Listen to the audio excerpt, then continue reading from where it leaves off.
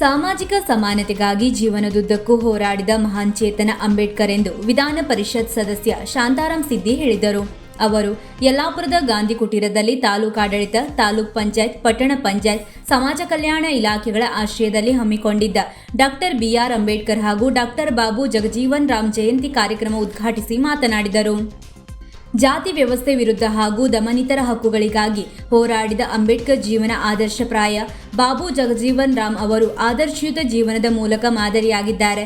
ಇಂತಹ ಮಹಾತ್ಮರ ಬದುಕು ಸಾಧನೆಗೆ ಪ್ರೇರಣೆಯಾಗಿದೆ ಎಂದರು. ಶಿಕ್ಷಕ ಡಾಕ್ಟರ್ ನವೀನ್ ಕುಮಾರ್ ಎಜಿ ಅವರು ಡಾಕ್ಟರ್ ಬಿ.ಆರ್. ಅಂಬೇಡ್ಕರ್ ಹಾಗೂ ಡಾಕ್ಟರ್ ಬಾಬು ಜಗಜೀವನ್ ರಾಮ್ ಅವರ ಜೀವನ ಸಾಧನೆ ಕುರಿತು ವಿಶೇಷ ಉಪನ್ಯಾಸ ನೀಡಿದರು. ಜ್ಯೋತಿಬಾ ಫುಲೆ ಪ್ರಶಸ್ತಿ ಪುರಸ್ಕೃತ ನಿವೃತ್ತ ಶಿಕ್ಷಕಿ ಸುನಂದಾ ಪಾಟಣ್ಕರ್ ಅವರನ್ನು ಗೌರವಿಸಲಾಯಿತು. ಎಸ್ಎಸ್ಎಲ್ಸಿ ಹಾಗೂ ಪಿಯುಸಿ ಪರೀಕ್ಷೆಗಳಲ್ಲಿ ಸಾಧನೆ ಮಾಡಿದ ವಿದ್ಯಾರ್ಥಿಗಳನ್ನು ಈ ವೇಳೆ ಪುರಸ್ಕರಿಸಲಾಯಿತು.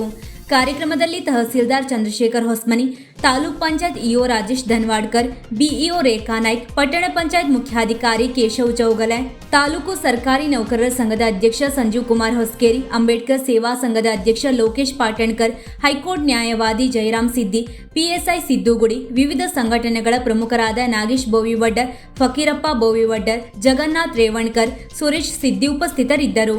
ಸಮಾಜ ಕಲ್ಯಾಣ ಇಲಾಖೆಯ ಜ್ಯೋತಿ ನರೋಟಿ ಸ್ವಾಗತಿಸಿದರು. ಸಿಆರ್ಪಿ ಚಂದ್ರಹಾಸ್ ನಾಯ್ಕ್ ನಿರ್ವಹಿಸಿದರು. ಇದಕ್ಕೂ ಮುನ್ನ ನಡೆದ ಡಾಕ್ಟರ್ ಬಿ.ಆರ್. ಅಂಬೇಡ್ಕರ್ ಹಾಗೂ ಡಾಕ್ಟರ್ ಬಾಬು ಜಗಜೀವನ್ ರಾಮ್ ಭಾವಚಿತ್ರದ ಮೆರವಣಿಗೆಗೆ ತಾಲೂಕ್ ಪಂಚಾಯತ್ ಆವರಣದಲ್ಲಿ ಶಾಸಕ ಶಿವರಾಮ್ ಹೆಬ್ಬಾರ್ ಚಾಲನೆ ನೀಡಿದರು.